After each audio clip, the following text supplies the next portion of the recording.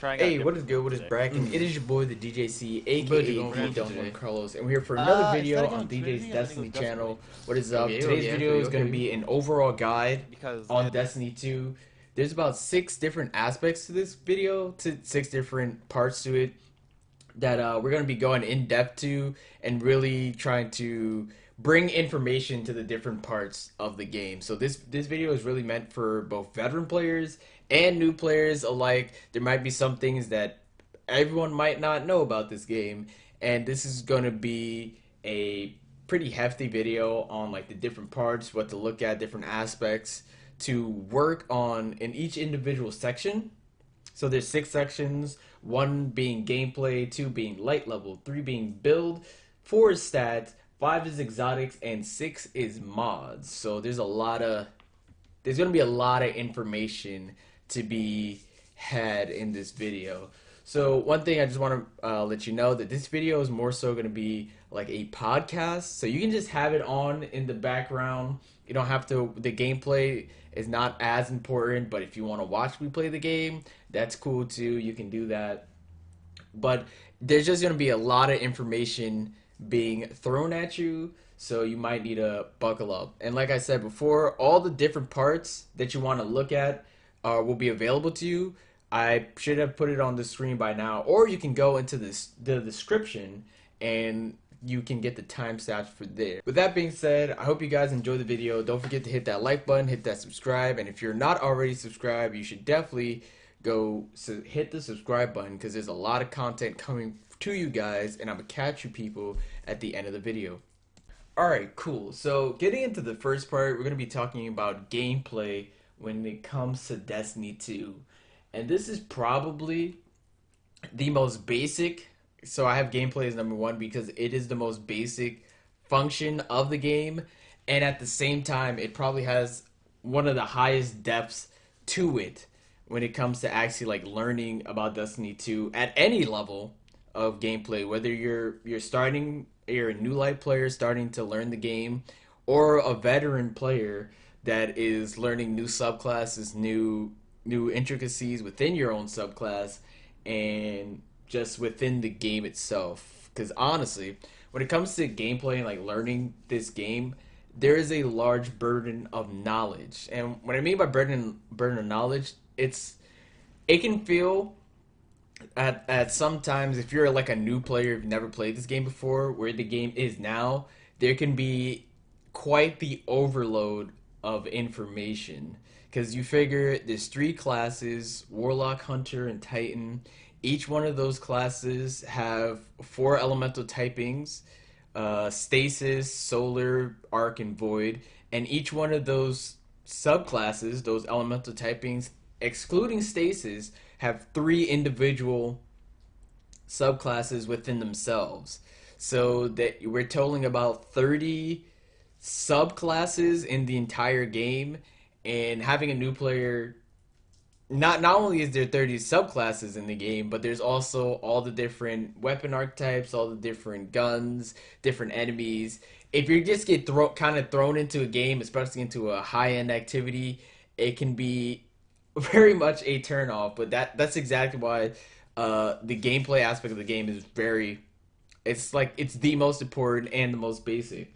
So honestly, for anybody that's new trying to learn the game, I would suggest that you just start first thing I would suggest is make a character, go do the New Light campaign, and when you're doing the New Light campaign, kind of just like mess around with what it is that you like.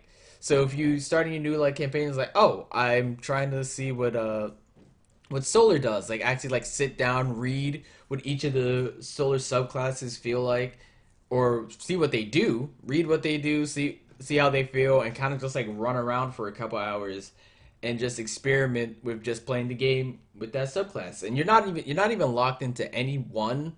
Of course, you would have to unlock Stasis eventually, but for the ones that the game gives to you, you can kind of just run around and see how each of them feels, see the different aspects of each one, because each one has different intricacies. For example, I'm a Warlock main, and I like to play Arc, which is the light blue subclass, and the top tree has more chain lightning capabilities versus the bottom tree, which has more utility. It spawns a little arc buddy that shoots people.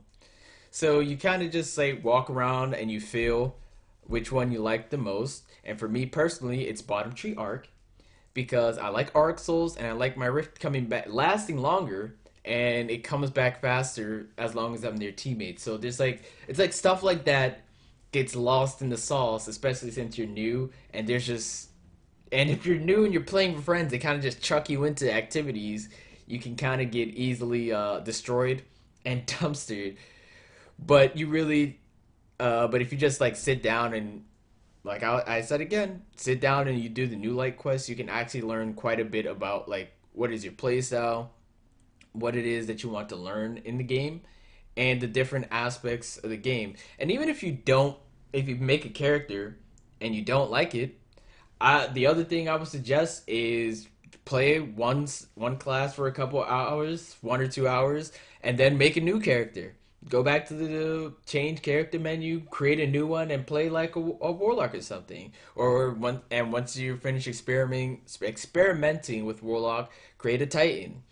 Or if you started on titan, create a hunter. Like honestly, it's really just about like just learning the basics. And as you play through the game, and especially the new light campaign is probably the best experience for any new player or even any veteran player. It's like it's really well done, and just going through it, you'll learn about the different aspects of the game. You'll learn about bounties, and you can get a head-on bounty farm. You can learn about picking up guns, engrams, exotics, and stuff like that. Which you won't run into an exotic anytime soon, but you can learn about like the engram system, the power level system, all of that. And as you're just sitting there playing, going through new light, you start picking up different guns, see which ones feel comfortable for you, see which ones can actually that which subclass you actually like, all of that. Because like I said at the start, gameplay mechanics are just like the basic. Learning like what you can do on your specific subclass is the very basic part of the game. And then when you start progressing into the other different aspects, like if you start progressing into strikes and stuff like that, and other story missions, you actually have to learn about the different mechanics of the different enemies. For example, Shadowkeep and Forsaken are available to you, and if you just do New Light, you get used to fighting a bunch of Fallen, fighting a bunch of Hive, and you're like, oh wow, this is cool. But as soon as you jump into the Forsaken campaign, you start to learn about the other different subclasses. Even the first mission on in the Forsaken campaign has every archetype of enemy except Taken in there, and eventually you'll run into Taken while playing Forsaken. So there's like a bunch of stuff that you got to manage, especially at high end activities such as dungeons, such as raids, and I guess PvP would be a well, Trials of Osiris is a high end PvP activity. There's different mechanics that you have to learn in each of those. That if you don't have your basics down, you don't learn about your subclass or like experiment like which one you'd want to use for those different situations. You will very it's can be very off-putting because there's so much being thrown at you at once in those different activities. So yeah, like I said, gameplay, the most basic, the most important mechanics. Like this game itself can be mechanically heavy at times, depending on the type of activities that you like doing.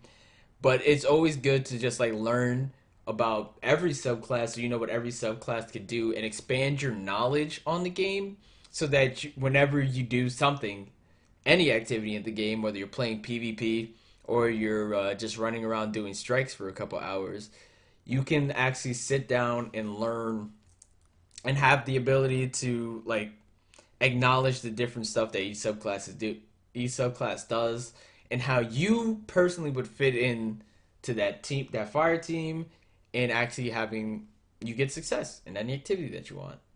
But it's really pretty much it for gameplay. If you have any questions, leave it in the comments. I'm gonna say that at the end of each part. So if you have any questions, leave it in the comments. I can answer that, and then I can expand on it if you want even more.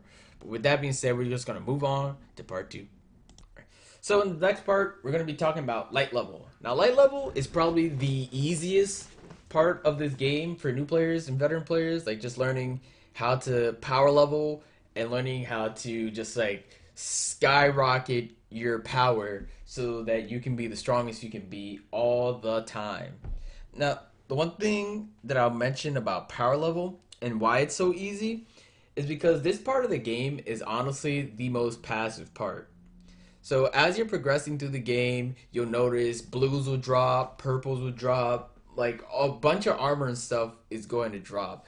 And you're just going to be kind of grinding through the game as you're playing, and then you'll hit the soft cap. For example, in this season, season 12, season of the hunt, the soft cap is 1200.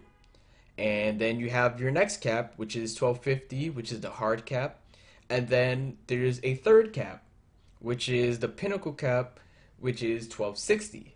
Now I'm going to explain what each of these caps are. Now, the soft cap is like the very like base of where your power is trying to get up to, because at the start of every season, the power level will increase, and then the soft cap will get stronger. So it's easiest you level up the fastest as you're going from whatever the power level you were last season, all or whenever you start the game. Because when you start the game right now, pretty much everything is 1050 or around the 1050 mark.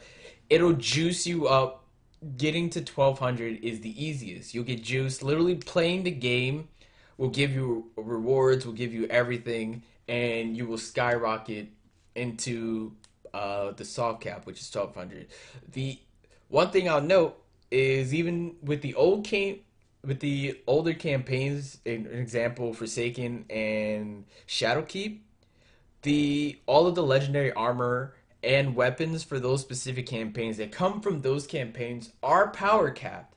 However, if you do play those campaigns and to like go through them, the drops that you get, the world drops that you get, like the blues, the purples that you'll get, will end up being stronger than the those campaign focused weapons.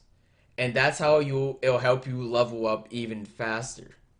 So that's just kind of like the soft cap. Soft cap is the easiest one to level up to, and then that's where it starts slowing down. Now, once you hit the soft cap, for example, in season 12, soft cap is about 1200. Oh, isn't about, it is 1200. Once you get that, the drop rates will start to like kind of slow down. They don't, and what I mean by slow down is like they won't drop as like sporadic in the level. Because usually what you'll do is up until you hit the soft cap, you kind of just throw on blues until you hit that soft cap. And then once you hit the soft cap, you can start thinking about keeping different sets of armor. Like, because what will start to happen is purples will start dropping higher, and those are what you want to focus on. And the best way to farm purples is like different ways to farm light level. You can get them from world drops, but you can also get them from strikes. Completing strikes, 3 strikes with the appropriate subclass. So depending on what week or what burn it is, or even the stasis burn, you equip that on, run through 3 strikes really quickly, and then as you're playing the 3 strikes, you get power, and at the end of the third strike, you'll get an even more powerful drop that'll like juice your level up. Also, completing leveling up in playlist activities such or competitive playlist activities such as Gambit. Leveling up in Gambit honestly gives you a bunch of loot, and it gives you a lot of power level. And the same with Crucible. If you play a lot of Crucible, you can like juice up, and completing those challenges, because those challenges also give you powerful rewards, whether it's Pinnacle or powerful tier 1. Powerful tier 1 being the thing that you want to focus on the most, because that'll give you the most that'll actually boost up your power no matter like where you are, up until you hit the hard cap. So like literally just playing the game, and just once you hit the soft cap, you can continue to just play the game, but you'll start to notice the power leveling kind of slows down a bit. And once you hit that slowdown, at that point also Prime Ingrams should be dropping. Prime Ingrams all drop at powerful tier 1. They actually match what your what they actually do is they drop it powerful tier 1 up until you hit the hard cap. So the hard cap for this season, season 12, is 1250. So they drop up until 1250. However, if you go over 1250, so that's when you start reaching the pinnacle, you start working on the pinnacle cap. Once you hit higher than that pinnacle cap, your prime Ingrams will drop on light level. So if your light level, the armor that your overall light level is about 1254, but the armor you're using is 1250, you can actually from the prime Ingrams they'll drop at the 1254 and they'll juice you can be able to juice up the rest of your armor or upgrade the rest of your armor to match your current power level, which is nice. I'm not sure if that's what it was before, but it's nice that they changed it now, and it's a good way to just work on your power, your pinnacle power cap grind. That's what it is. Just bringing up the different parts of your equipment up to the max power level so that everything drops at higher once you go for pinnacles next time. But back to what I was saying about grinding from soft cap to hard cap. Yeah, you really there's a bunch of activities you can do. Like I said, Crucible, Gambit. There used to be a lot more that you can do previous to the season, but with the game shrinking, becoming much smaller, and being a lot more condensed, there isn't like a billion things that you can do to just like skyrocket you into the next level, which is fine, honestly. But there's always things available for you, especially if you have the Beyond Light campaign. There's a bunch of Varix grinding that you can do that will grind you up to get you to 1250 faster. There's all the European challenges, and as you upgrade Varix, more things become available to you. There's also the seasonal content that's available to you that'll help you power level, and it changes from season to season. There's like a bunch of stuff that you can do to honestly get juiced to whatever power level you want to be. There's always something for you, which is why this is the easiest aspect of the game. It's literally just playing the game, and you playing the game rewards you. So as long as you're completing your activities, as long as you can be, and even if you only want to play a certain game mode with the changes that they made in Beyond Light, every once in a while armor and stuff will drop at +1 to whatever power level that you're at, and it's really noticeable in Crucible. So honestly, just do whatever you want. Just play the game, and you'll get the whatever power level you want to beat. If you want to get to the cap, if you want to get the pinnacle, it's pretty easy. You don't really have to worry about much, and as long as you're playing the game on a consistent basis, you'll hit your power levels like candy. So if you have any more questions about that, again, throw it in the comment section, and I'll answer them when I get to them. But it's pretty simple. You don't need to really worry about anything when it comes to your light level and like power leveling it. And it actually gets easier once you've fully power leveled one character. The next characters that you want to do also are just as easier, if not easier, to get to the cap as your previous character. So with that being said, we're gonna jump into part 3. I'm gonna catch you guys soon. So we're jumping here into part 3, which is another important part. We're gonna be talking about builds. Now, builds themselves are pretty basic, but there's different like levels of intricacies to builds when it comes to actually playing the game. So one thing I want to start off with, like just as an example, right? And we'll be going back to this example all throughout this entire part, is when it comes to building, you kind of just want to build around something that you think is cool, something that's comfortable for you, and be like, oh, well, what if I can build off like just build off this certain aspect of the game. For example, if you're playing a Titan and you're just like, wow, grenades are cool. I really like grenades. I want to see what I can do if I have more grenades. So one thing you'll start to look at if you go look at your character sheet, and before I continue this part, I just want to let you know that I'm just gonna be kind of like dipping in and out of different parts of this guide, solely because all the 6 different parts of this guide are intertwined with each other. So they're all connected in some way, shape, or form. and they need for in order for you to like flourish in the game, you have to pull from all six aspects of the game so that you can have the most success. So, like I was saying, back to the example, you're playing on Titan, you're like, hey, I want to experiment more with grenades. What should I do? You look at your character stat sheet, and your character stat sheet says, hey, discipline increases the charge rate of my grenade. So what you'll do is you'll look for more armor with discipline on it. Now, discipline can range from any amount, and then every 10 discipline that you have decreases the cool rate of your grenade. And you're sitting there like, wow, this is great. I have an okay amount of discipline. I have about 53 discipline. Is there something else that I can do with these grenades? Now, at this point of the game, once you start getting to like 1200, 1230, 1250-ish, uh you should be starting to see a lot more purples. And all of the purples have different randomized perks, and each randomized perk does something different.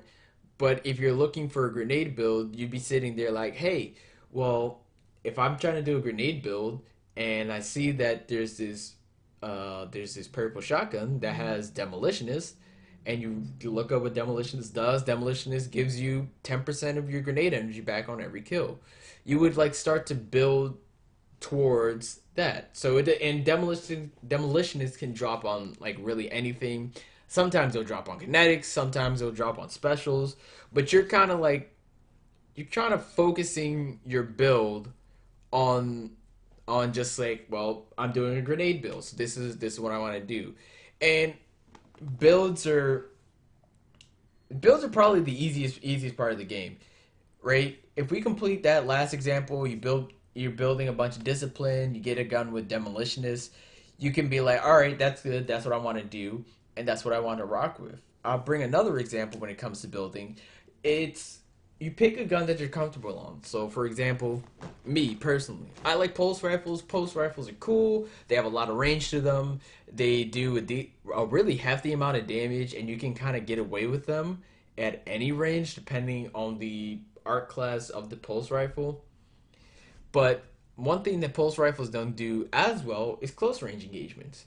Now, if I'm sitting there trying to do like a strike and there's like a bunch of ads just like running at me, and I'm like, okay, I can't really use the pulse rifle because it doesn't do as much damage fast enough. What do I do? I can always just bring a shotgun as my secondary. Doesn't matter if it's in the kinetic slot or the elemental slot. As long as I have a shotgun, if I get pushed by a bunch of ads, I can just swap over to the shotgun and be like, bang bang, now they're dead. And even if I feel like I'm like, oh wow, there's more ads than what my shotgun can handle. You know what I'll do? I'll just use my heavy, and I'll bring out. I can equip an LMG, and be like, all right, all of these ads that are right in front of me are getting mowed down, and that also helps with the issue with the shotgun, which is good close range but doesn't have that much ammo, or the pulse rifle, which is good long range but it can't handle an overflow of ads. I can just swap to my LMG and kind of just do what it is that both of those other two gun archetypes can't do, and really handle myself. And that's like what you're doing when it comes to the gun side of building. Like you're really just you're flexing where it is that you need it. So sometimes you'll build like, hey, I got a hand cannon, I'm good, I'm Gucci, I can kill anything close range. And then if there's long range stuff that you can't get with the hand cannon, throw on a sniper. Then you're like, all right, cool, I can handle anything with a sniper. Even in the heavy slot, if you run hand cannon sniper, you can run a rocket, you can run a sword. It's really anything that you want that'll cover your bases in order for you to succeed. Now, when it comes to armor building, again, one of the basic things is just leveling up your stats. And it doesn't matter. One of the most important things about armor building is knowing the difference between the two types of activities. So essentially, you have basic activities, which would be your strikes, your patrols, your explorations. Story missions would be basic activities. Crucible or Gambit would be basic activities. And then you have pinnacle activities. Now, pinnacle activities are the harder versions of your activities. For example, uh, one thing that's classified as a pinnacle activity is the Nightfall Ordeal, which is just like the strike playlist. However, it's just one strike picked, and then you have to build around what it is that you need in that strike in order to succeed. So that's just one example, right? Another example of a pinnacle activity would be raids. Now, raids, newer raids have a lot of champions in them, so you would have to build around the champions, which I'm also going to get into. And another pinnacle activity would be like Trials of Osiris and Top End Crucible and stuff like that, where you can't just like you can, but you can't just run around with whatever it is that you want. Versus basic activities, like if you're just playing casual Crucible, like you're playing Clash or something, or you're just running around in strikes or in a patrol area, you can kind of just do whatever you want. You can run around with two primaries. You can run around with two specials. It honestly doesn't matter, and building around that doesn't matter as much. However, when it comes to pinnacle activities, it takes instead of you building whatever you want, you're actually building for the pinnacle activity. So if we use our example earlier, right, our discipline, our titan that wants to use grenades for their use grenades and trying to fluctuate their grenades and stuff. So if they're going into a Nightfall deal, they have to think about champions. Now, champions are like mini bosses of certain enemies within, I guess it would be the species archetype. And there's three different champions. There's Overload champions, there are Unstoppable champions, and there are Anti-Barrier champions. Now, Overload champions have a decent amount of mitigation, and they also heal a lot of the damage that gets done to them. You would need any overload mod in order to stun the overload champion. That decreases how much healing they have and actually shreds the mitigation that they would have if they're unstunned. Unstoppable champions don't have any healing. However, they do a lot of damage, and the only way to stop them is with an unstoppable shot. And they have unstoppable champions have the max amount of mitigation that any ad can have, and the only way to shred that mitigation would be to stun them, and then once they're stunned, you can start doing like your big boy damage. And the last champion is anti-barriers. So if you're there's a bunch of anti-barriers take a bunch of damage, and at a certain point they'll put up a barrier shield, and once they're in the barrier shield, they'll start regenerating their health. And the only way to stop them from regenerating their health would be to shoot them with an anti-barrier round consistently, or just shooting them with the anti-barrier round and popping their anti-barrier shield. So when you're building for activities like that, the grenade build might not be as strong. Or if you're playing grenade build on Arc, you might have to look at, well, because there's just like different mods for everything. Like, oh, I realized that I can have disruption on my solar grenade. So what does that do if you have disruption on solar grenade? Any overload champion gets disrupted, and you can get your you can summon easier. So that's kind of like what you're looking for pinnacle activities. You can't get away with just building whatever you want, because the champions themselves are tied to the rewards that you get in those activities outside of raids. Nightfall deals that applies to raids, it doesn't as much. If you want, you can kind of just leave the champions alive, but it'd be it'd be foolish to just leave them alive and let them do whatever they want, especially in the new raid. A lot of overload champions can spawn at once, and having a bunch of those guys teleporting and shooting you, doing a lot of damage is kind of a no no. But that's kind of like what it is. That's kind of what you're looking for builds, right? You're looking to build for an activity when it comes to pinnacle activities. That I would also put dungeons into pinnacle activities, but dungeons are more lenient because you don't actually need anti-barrier, or you don't need champion mods in dungeons. So you can kind of get away with building whatever you want, and at the same time, a lot of the dungeons are difficult. For example, Shattered Throne and Prophecy, which isn't available right now, but will be available soon. those dungeons themselves are pretty difficult, and you can't really build double primary. You got to build something for each aspect of those dungeons in order to get the most out of it or to like not fail the encounter.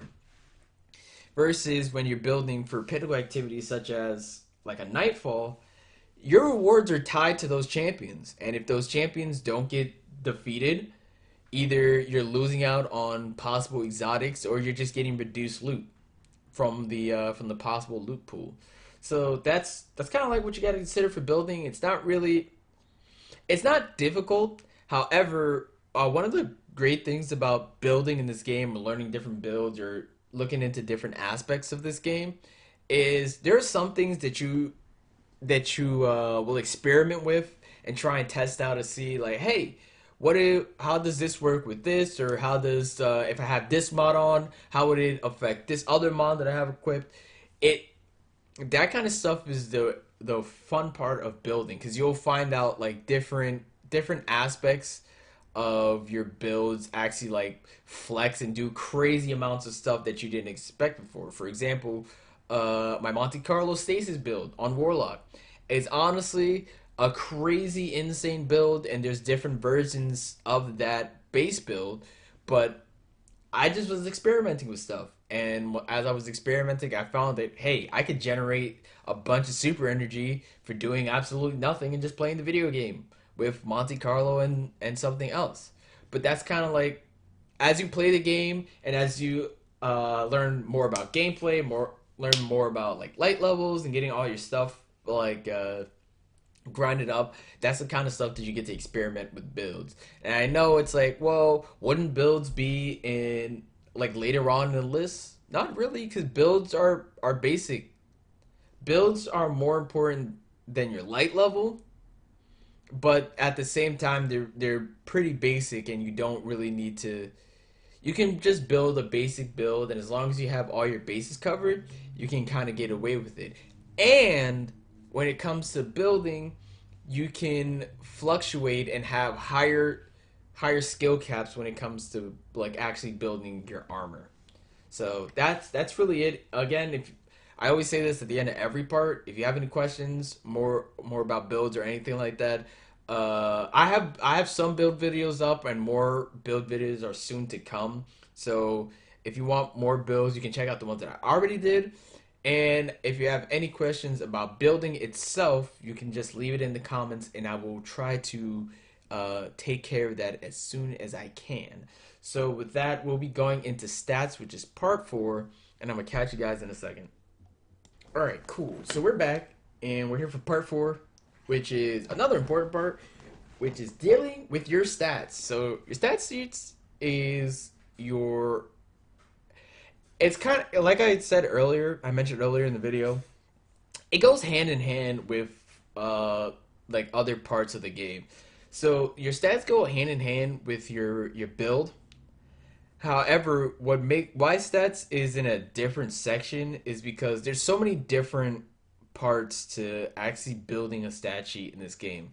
It's not it's straightforward, yes, but when it comes to like top end activities and you want better stats, it takes more effort to actually, to actually like build them and have a decent, well balanced stat sheet because a lot of the different stats do different things. For example, there's 6 stats in total.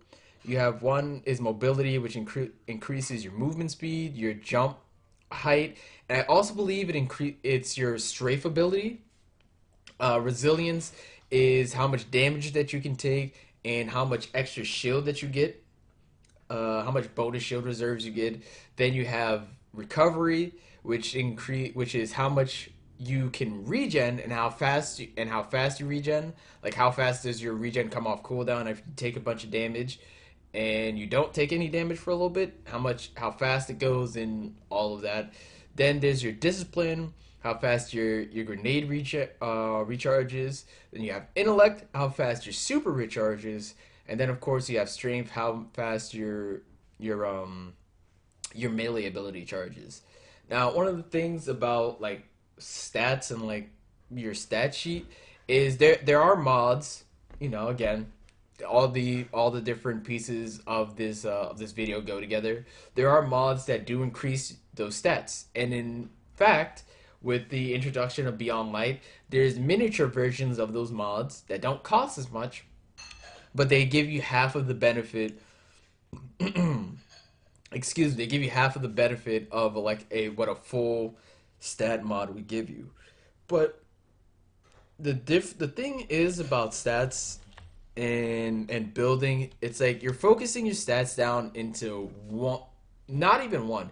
You're focusing your stats into like what it is that you want to use the most. So, for example, right?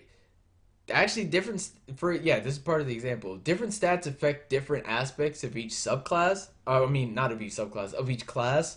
For example, Titans, when they build into a lot of resilience, it decreases the cooldown of their class ability, which is the barricade, which is the wall that they can put up so that they can like block damage and all that cool stuff. Warlocks, however, and hunters, their class ability, Warlocks is the Rift and the Hunters is the Dodge, are both scaled off recovery.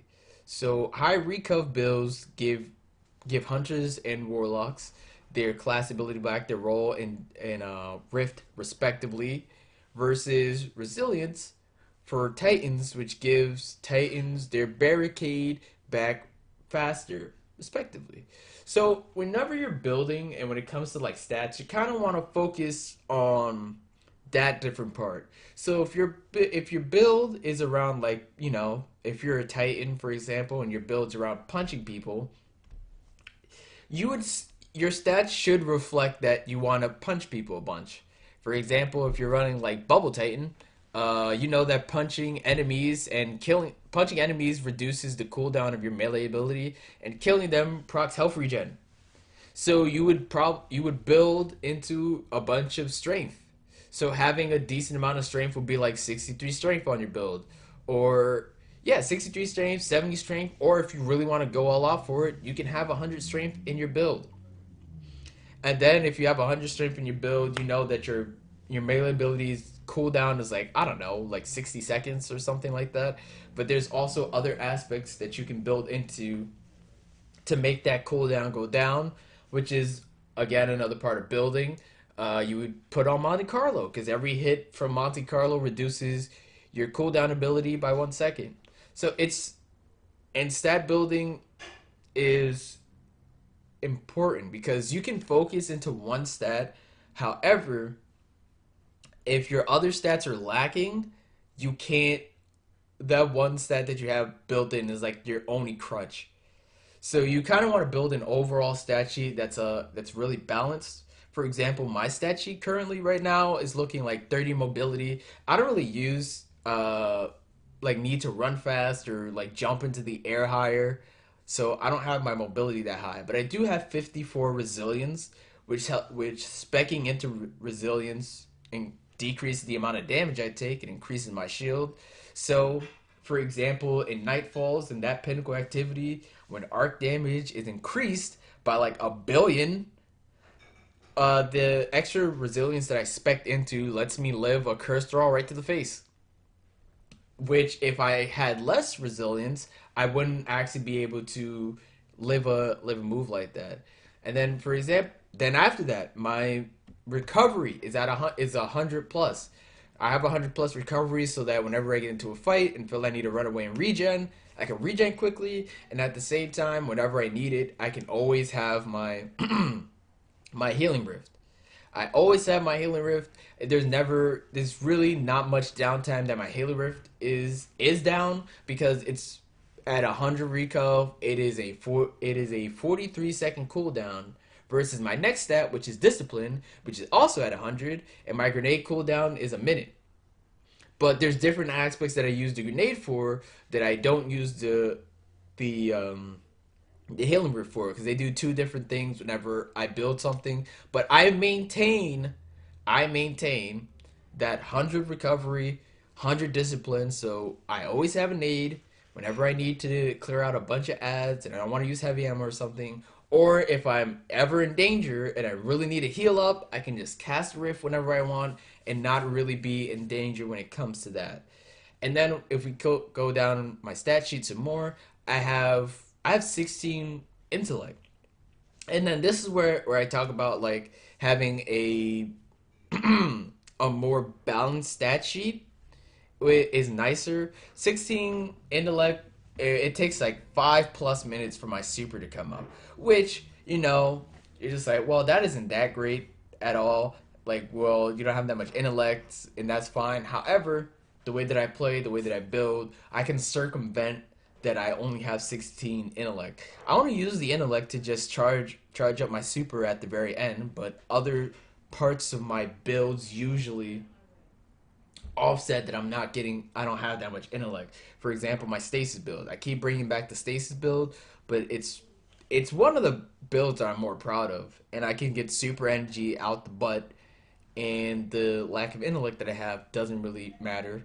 And same goes with the strength. I only run around with 30 strength. In that build, I do use my melee ability a lot, but I'm also offsetting it with different stuff. But overall, the stat sheet is balanced. I got two stats at plus 100, and then the other stats I'm not really too worried about because my gameplay focuses on throwing nades, putting out rifts for myself or my teammates, and clearing out space so that either my teammates can follow up and confirm something, or I can follow up and confirm something.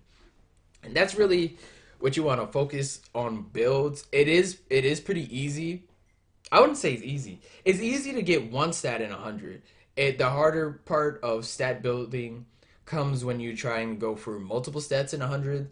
So, for example, I did a high stat rolls video on my channel, which if you haven't watched, you should definitely go watch. There's a lot of good information in that video.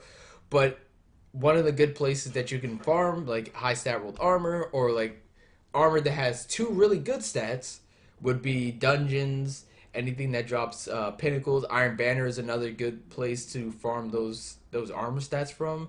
But I'm not gonna go that much into it in this video. But if check out that other one, which I'll also have in the description. And if you watch that, you can really get a real sense of the different aspects. And even what's not included in that video that's not got released is Empire Hunts. Empire Hunts at higher levels have a decent roll for high stat rolled armor. But yeah, that's really kind of what you want to do.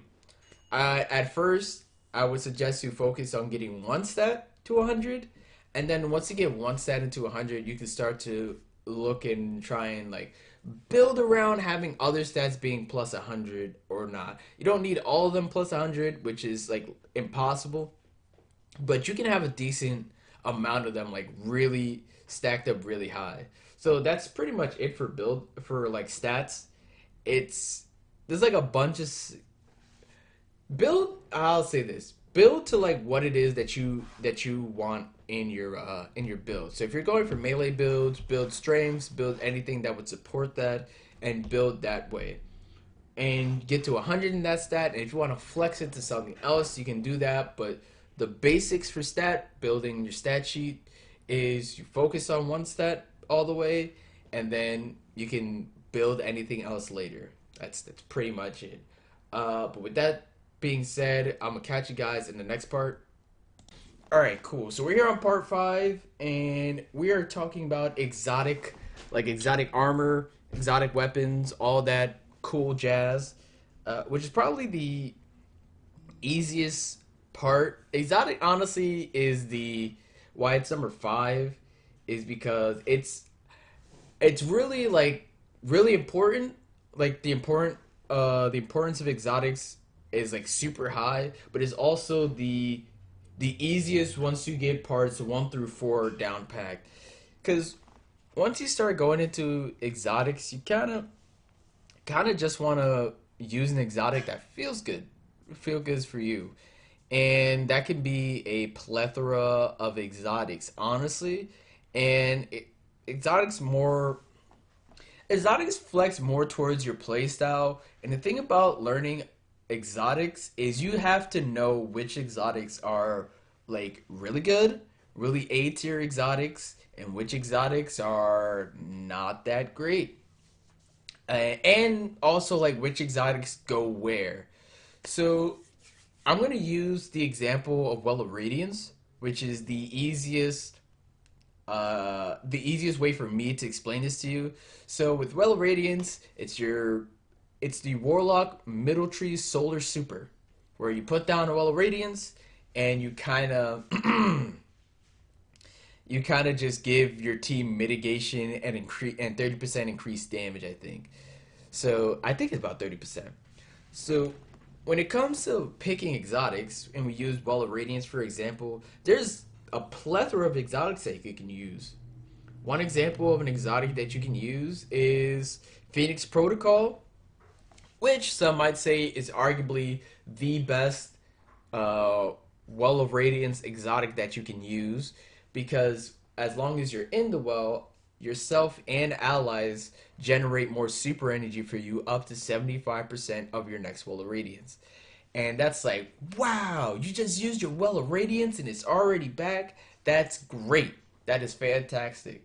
However, that exotic really only one thing about about Phoenix Protocol, yes, it's great. Yes, it brings back your Well of Radiance faster, gives you 75% of it, but it's very pigeonholed into only activates when you're in the Well of Radiance. Sometimes you don't even use Well that often, so using Phoenix Protocol, even though it gives you 75% of your super at max amount of ads killed, it's not as strong as, I don't know, using a different exotic. For example, if you're, especially for me, right? I'll just talk about myself. I personally prefer using the exotic helmet, Felwinter's Helm.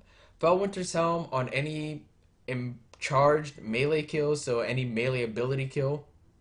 So if I'm running Devour, as soon as I eat somebody with the melee, it releases an AoE of suppressing damage, of suppression, and debuffs all the enemies to the rate of actually oppressive darkness. Now, oppressive darkness was an old mod that increased your damage by like 20% as long as it hit an enemy, but Felwinter's Helm honestly is one of my favorite exotics, and it's such a top tier exotic because it's not just on melee ability, it also works on finishers. So a lot of times what I'll do is I'll just run around, get stuff low, and then hit like a yellow bar or something, or a boss, or a mini boss with a finisher, and then depending on the type of enemy, the range for the debuff actually like increases. So for a red bar, it's pretty small, but it has a decent range to it. And then a yellow bar enemy extends it by like 10%, and then a big boy boss that's finishable is basically like half an encounter arena. Gets debuff with the Felwinter's Helm debuff. But that's like but that's the type of stuff I'd use. Like if I'm running well and I'm ever in trouble and I don't want to use my well too early, I can always just use Felwinter's Helm to debuff a bunch of stuff around me to get pressure off me. And even if I don't want to use Felwinter's Helm with Well of Radiance, Dawn Chorus is another crazy helmet or exotic that works with Well of Radiance. It's meant to be for Dawnblade, which is another Solar Warlock super, but it works with Well of Radiance because all the burn damage that you do decreases the cooldown of your melee ability. Now, you won't get bonus damage in your super from casting your Wall of Radiance, but the amount of stuff that you can, and I also did a video on this, so there's videos about all this stuff that I talk about. Uh, the amount of stuff of cooldown juggling that you can do with your melee constantly coming off cooldown, the fact that Benevolent Dawn constantly comes off cooldown, you can run at double ashes to assets on Dawn Course's helmet on the helm, so that all nade kills give you more super energy. It The amount of juggling that you can do with cooldowns, the amount of super energy you can generate, and it's just like a constant wave of super energy being casted. I casted a super from Dawn Course with other mods that I have equipped to it. I casted a Well of Radiance super with 16 intellect, by the way, at a minute and 30 into a strike. Like that's an insane amount of stuff that you can do. But again, that leans more towards like the exotic. Another example of a great exotic is Helma Saint 14. Bubble Titan is already amazing, but with the added effect of any ad that walks into the bubble gets his press with Helma Saint 14 is the is even better than it would be before. Because now, if you get rushed down by like knights, especially in high end activities, and you're a bit under leveled, yes, they can hit you, but as soon as they walk into the bubble, they kind of just get stunned, and then you can get some spacing from them, reset, kind of heal up, do what you need to do with that, and kind of like just pop off. So that's really what exotics are looking for, and why it's above stats is because once you have your stats settled, once you actually like for reals you start to grind for exotics, you can grind exotics out so that it matches your stats. So that it whatever build that you're going for, your exotic can match that, and then you can still have better stats because exotics drop at higher stat rolls statistically than regular purple armor, and you get the benefit of having an exotic piece of armor or an exotic weapon equipped, and you can just keep building. So that's really why exotics are at 5. They're important, yes, but they're like really late game focused. Like once you get your mechanics down, once you get your light level up, the build you want to build up, and then the stats to match it, then you can start focusing on what exotics that you want to use, and you can experiment with whatever. But there are some exotics there, especially armor, that are just better. But it's really up to you. Whatever you like using is the most important part of exotics. If you have any other questions, comment section, hit me up. I will answer them, and I can address it as soon as I can. All right, so for the last part that we got here, we have our mod section, right? Mods are probably why mods are at the end of this guide is because they are the most convoluted part of playing the game right now, and probably one of the most important parts as well.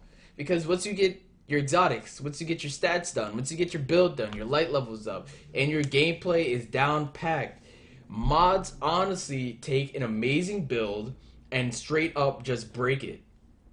Mods take an amazing build and straight up break your build at times. And why I don't suggest people learn about mods early is because there are so many mods in the game. Like, and I'm not just talking about seasonal mods. Like seasonal mods, you have access to 12 of them from your seasonal artifact, but there's also other mods that you get from like the season vendor. I don't think there's any seasonal mods for season 12 that from what I've seen so far, there aren't. But I should say this. There are, but they're only for the raid. Those mods are only for the raid for season 12. But other than that, there are so many mods in the game itself that if you were to look at all of them, your brain as a starting player, your brain would literally get fried because there's so much stuff happening. Because there's different aspects of mods. There are mods that are affected by charge of flight, which is one section, and then there are mods that are affected by Warmind cells, which is a different section. If we focus on the Warmind cell mod section first, it's not as extensive because there aren't as many of those mods. But if we start there, the Warmind cell mods are honestly some of the the greatest pieces of mod technology in this game. Because when Warmind cells are is they spawn from a certain type of weapon, which are 7 Seraph weapons or Achilleos weapons, and they'll spawn like this orange ball, and depending on what mod you have equipped, that orange ball will do like crazy amounts of things.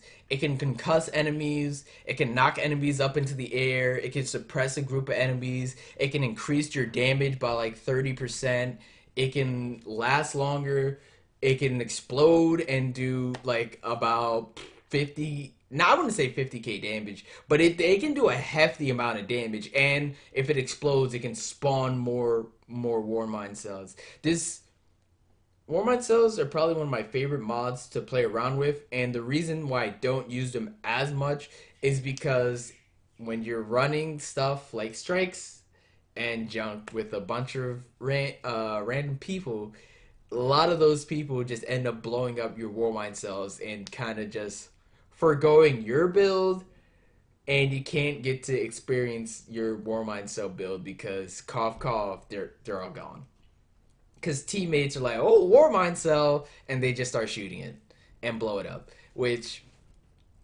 I I'm not even gonna get into that. But that's like war mine cells. War mine cells really focus on your gameplay, like using the guns that spawn them, so that you can enhance.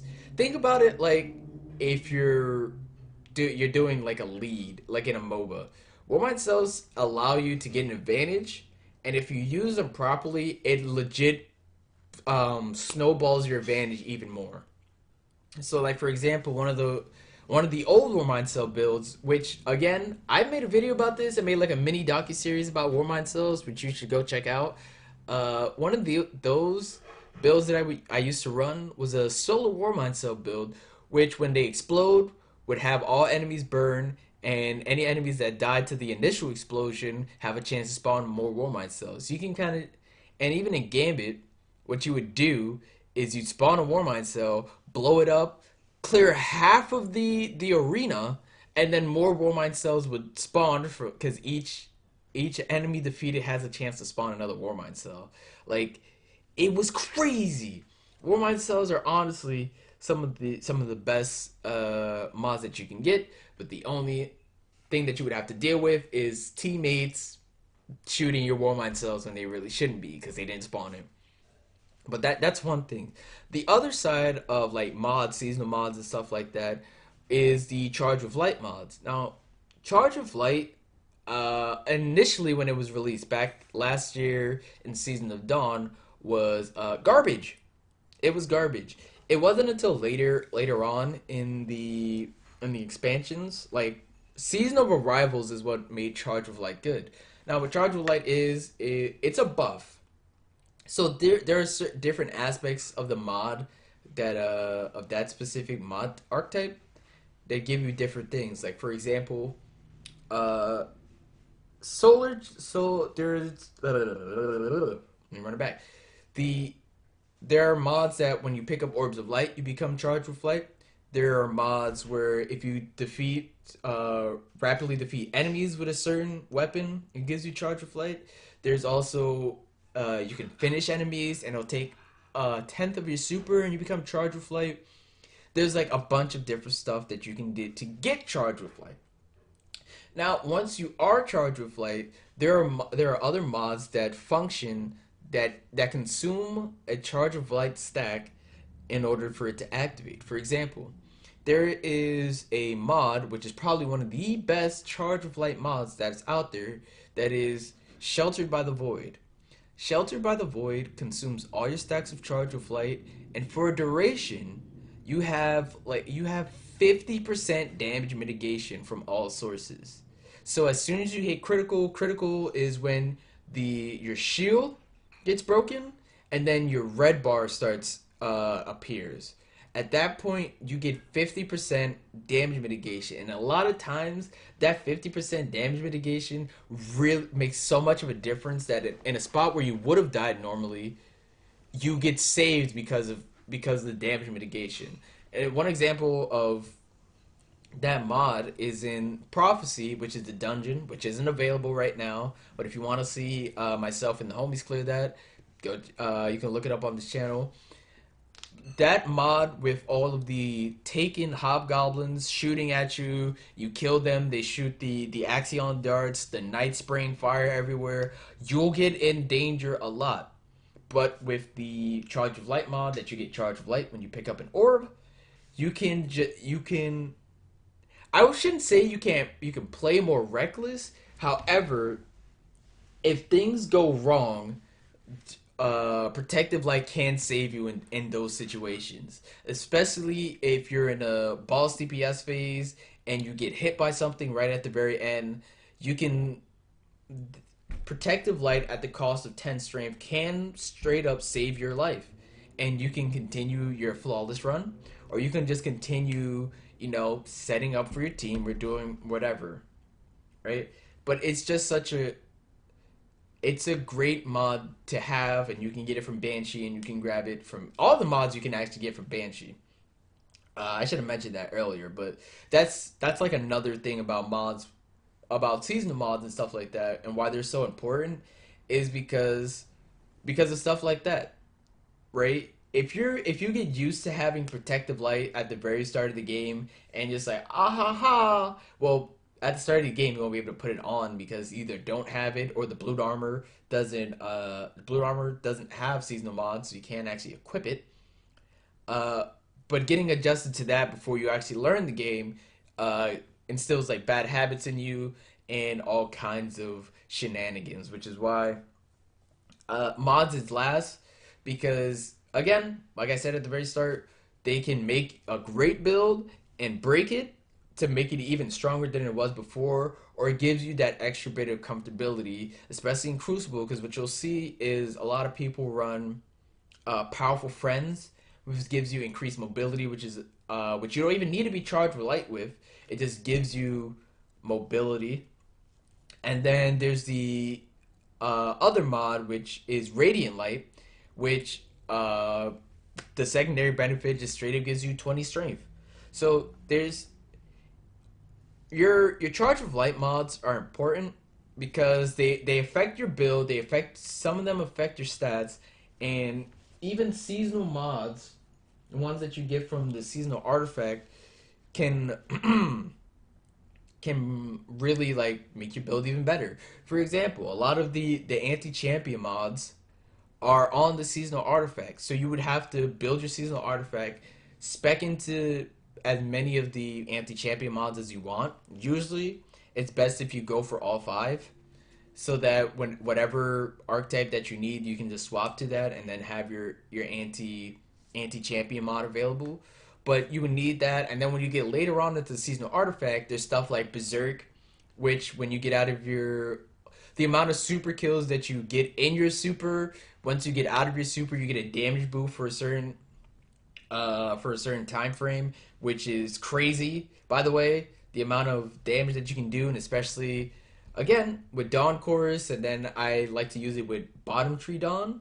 The Berserk plus Dawn Chorus in your super is insane. You get crazy amounts of damage back, and the whole build itself cycles and gets stronger. But that's another example of why mods are last, because they're the most complicated, and the mod you kind of have to use the mods towards your playstyle. You always want to have anti-champion mod, especially since they're on armor now. You don't have to worry about putting them on your weapons, which you can add other stuff onto your weapons. Like you can add what is it? Backup plug on weapons like Arctic Haze with I keep saying backup plug. It's actually backup mag. Arctic Haze with 63 bullets and a backup mag equipped, and then I have overload on my arms, so I have overload and 63 grenades. 63 grenades, 63 bullets. So that's why armor is important. And then especially if you want to do raid stuff, why mods are important. Like you have to, because all of your armor has a total amount of slots. So you have 10 slots in total, and you have to build your armor, not just stats, but build your armor to also equate to how many slots you have left. So for example, Powerful Friends cost 4 armor slots. What are you giving up to run Powerful Friends? If you have a Recov mod, which also costs 4, and then you only have 2 slots left. 2 slots left, which means you can't run a sniper reserves, or you can't run a certain scavenger because you don't have enough energy. That's the kind of big brain stuff you have to think about when it comes to running mods. And there's really there's infinite combinations and infinite potential with War Mindset mods, with Charge with Light mods that you could do, even just regular base mods from the seasonal artifact. There's so much different stuff that you can do that they have infinite potential. I have a Traveler's Chosen build that I have from last season, which is off the chain, by the way, and really disgusting. But I can do that kind of build because of the mods that are available to me and the stuff that I can do off those mods. So again, if you have any questions about mods, like what you think you should build, I would say try and get as many mods from Banshee as you can and just experiment with stuff. The easiest way to learn what works and what doesn't work is just to straight up experiment, which is the other half of this game, which is why I love it so much, because just trying stuff out makes more of a difference than kind of just running around with what other people say. That's like my best way. If you've noticed in this video, the best way to learn how to play the game is just try stuff out. Honestly, it's just try stuff out, see what you like, and then roll with that and build into it. So that's really it. I hope you enjoyed this video. I don't have anything else to say. Again, if you have questions, you have comments about this video or anything else about Destiny, leave a comment and I will respond to it. And that's about it. So if you made it to the end of the video, thank you. Don't forget to hit that like button, hit that subscribe button, and hit the bell so you stay notified every time we upload. I'm going to catch you guys later.